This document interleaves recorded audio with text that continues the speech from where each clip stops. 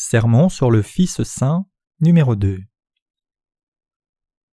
Qu'est-ce que l'imposition des mains de l'Ancien Testament et le baptême du Nouveau Testament signifient?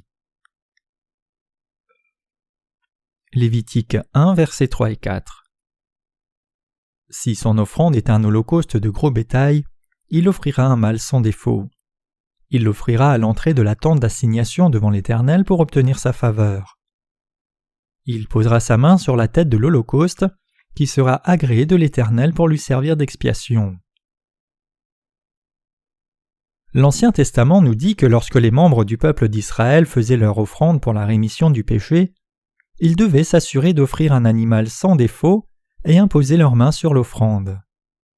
Il est aussi écrit que lorsque les prêtres en leur nom tuaient un animal, versaient son sang, mettaient le sang sur les cornes de l'autel des holocaustes et déversaient le reste au sol, ils recevaient alors la rémission des péchés pour la journée. D'un autre côté, pour être pardonné des péchés de toute une année, Lévitique 16, versets 6 à 10 déclare « Aaron offrira son taureau expiatoire, et il fera l'expiation pour lui et pour sa maison. Il prendra les 2 boucs et les placera devant l'Éternel à l'entrée de la tente d'assignation. Aaron jettera le sort sur les 2 boucs, un sort pour l'Éternel et un sort pour Azazel, le bouc émissaire.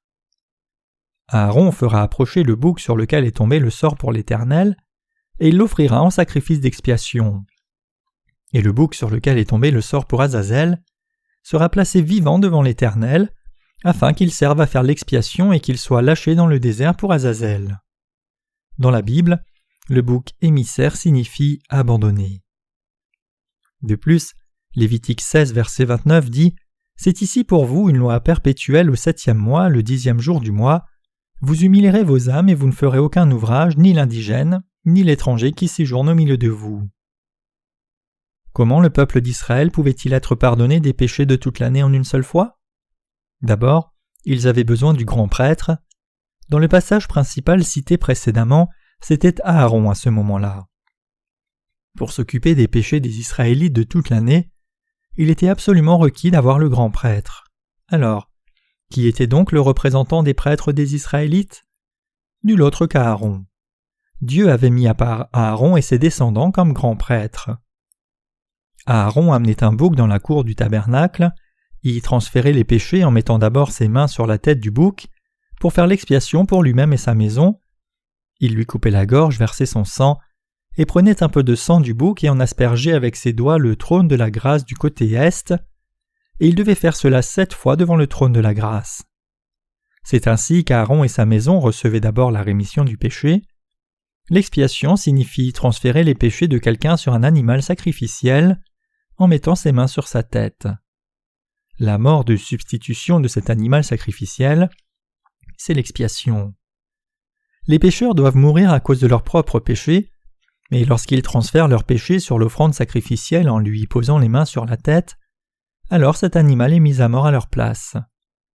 Voilà comment le grand prêtre et sa maison étaient d'abord pardonnés de leurs péchés.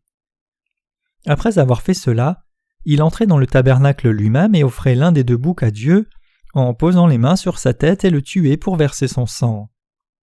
Pour le compte du peuple d'Israël, il imposait alors les mains à l'autre bouc en leur présence et transférait leurs péchés sur ce bouc. En mettant ses mains sur la tête du bouc, le grand prêtre priait alors « Ô Seigneur, le peuple d'Israël a violé ta loi du premier au dernier de tes 10 commandements et tous les 613 articles de la loi. Seigneur, toutes ces tribus sont devenues pécheresses devant toi. Je transfère donc leurs péchés sur ce bouc sacrificiel en posant mes mains sur sa tête. » Il coupait alors la gorge du bouc, versait son sang, et emportait ce sang dans le Saint des Saints, où il ne pouvait entrer qu'une fois par année. Il aspergeait alors le sang sur le trône de la grâce du côté est, recouvrant l'arche de l'Alliance, et devant le trône de la grâce il aspergeait du sang 7 fois. L'arche de l'Alliance était placée dans le Saint des Saints. Le couvercle de cette arche était appelé trône ou siège de la grâce, et lorsque ce couvercle était enlevé, on pouvait voir les 2 tablettes de pierre des 10 commandements, le pot d'or contenant de la manne, et la verge d'Aaron qui avait fleuri dans l'arche. La verge d'Aaron qui fleurissait faisait référence à la résurrection, les 2 tablettes de la loi font référence à la justice de Dieu, et le pot d'or contenant de la manne fait référence à la parole vivante de Dieu. Au sommet de l'arche d'alliance était placé un couvercle appelé le trône ou siège de la grâce. Le sang du sacrifice était aspergé 7 fois devant le couvercle. Comme des clochettes d'or étaient attachées au bord de la robe portée par le grand prêtre, dès qu'il aspergeait le sang trempé dans l'hysope, les clochettes sonnaient. Comme Lévitique 16:14 explique, « Il prendra du sang du taureau et il fera l'aspersion avec son doigt sur le devant du propitiatoire vers l'Orient. Il fera avec son doigt 7 fois l'aspersion du sang devant le propitiatoire. » Chaque fois que le grand prêtre faisait l'aspersion du sang, les cloches sonnaient, et à l'extérieur du tabernacle les Israélites entendaient le son de ces cloches qui résonnaient, car tous les péchés du peuple d'Israël ne pouvaient être effacés que lorsque le grand prêtre offrait l'offrande sacrificielle pour eux. Ainsi, pour le peuple d'Israël, ce son des cloches qui résonnaient en provenance de l'intérieur du Saint des Saints était le son béni de l'Évangile qui leur disait que leurs péchés avaient été effacés. Lorsqu'ils entendaient les cloches d'or sonner 7 fois, ils se disaient à eux-mêmes « Je suis libre maintenant, j'ai été affligé par tous ces péchés que j'ai accumulés au courant de l'année dernière, mais maintenant, ce fardeau a été enlevé. » En ce jour de l'expiation, le peuple d'Israël était libéré de tous ses péchés, puis les gens retournaient à leur vie de tous les jours dans la joie. Maintenant, aujourd'hui, ce son des cloches n'est rien d'autre que le véritable son des bénédictions qui nous rendent aptes à naître de nouveau d'eau et d'esprit. L'Évangile a la puissance de la dynamite pouvant effacer tous les péchés une fois pour toutes. Nous avons été sauvés en entendant avec nos oreilles, en croyant du cœur, et en confessant de notre bouche notre foi dans la parole de Dieu, l'Évangile de l'eau et de l'Esprit. L'Évangile de la rémission du péché nous permet de naître de nouveau d'eau et d'esprit.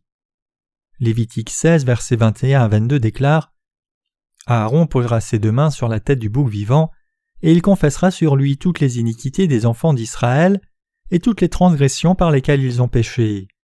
Il les mettra sur la tête du bouc, puis il le chassera dans le désert, à l'aide d'un homme qui aura cette charge. Le bouc emportera sur lui toutes leurs iniquités dans une terre désolée, il sera chassé dans le désert. » L'offrande qui prenait ainsi tous les péchés des Israélites qui lui étaient transférés par imposition des mains, emportait ses péchés avec elle, errant dans le désert de sable jusqu'à sa mort finale. C'était la rémission du péché de l'Ancien Testament. Il est écrit en Jérémie 17, verset 1, que tous les péchés de chacun sont écrits à 2 endroits devant Dieu. Le premier, c'est le livre du jugement de Dieu, et l'autre, c'est le propre cœur des gens. Ainsi, pour être pardonnés par Dieu pour nos péchés, nous devons recevoir la rémission de nos péchés, et les péchés doivent être effacés à la fois dans le livre du jugement de Dieu, ainsi que dans nos propres consciences. Aussi, nous devons recevoir cette rémission du péché en croyant de manière juste devant Dieu. C'est pourquoi le grand prêtre accomplissait le rituel de l'offrande pour le péché, qui expiait tous les péchés du peuple d'Israël, en imposant les mains sur la tête du bouc en leur présence, pour leur montrer en d'autres termes que tous leurs péchés étaient en réalité passés sur le bouc. Lorsque les gens entendent cette bonne nouvelle de l'Évangile, certains la comprennent vite alors que d'autres sont lents à comprendre. Ceux qui disent dès qu'ils entendent « Si j'étais pécheur mais que mes péchés furent transférés sur le bouc, alors c'est le bouc qui a maintenant ses péchés », ceux-là sont ceux qui comprennent vite. Quand nos péchés sont transférés sur l'offrande sacrificielle, alors nous devenons sans péché. Est-ce aussi simple ? Dès que quelqu'un le réalise, la vérité est facile à saisir. Lorsque le bouc disparaît de la vue de l'homme qui l'envoie sans retour, le bouc erre alors dans le désert sans végétation ni eau et meurt finalement avec les péchés de tous les Israélites sur ses épaules. C'est ainsi que la juste loi de Dieu qui dit que le salaire du péché est la mort est accomplie. Dieu, en d'autres termes, a sauvé la nation d'Israël en sacrifiant ce bouc, offrande sacrificielle pour eux. Dieu a transféré tous les péchés que les Israélites avaient accumulés tout au long de l'année sur le bouc et les a ainsi sauvés. Dans le Nouveau Testament, Jésus nous a donné le salut en étant baptisé et crucifié. Matthieu 3, versets 15 à 17, 1 Pierre 3, verset 21.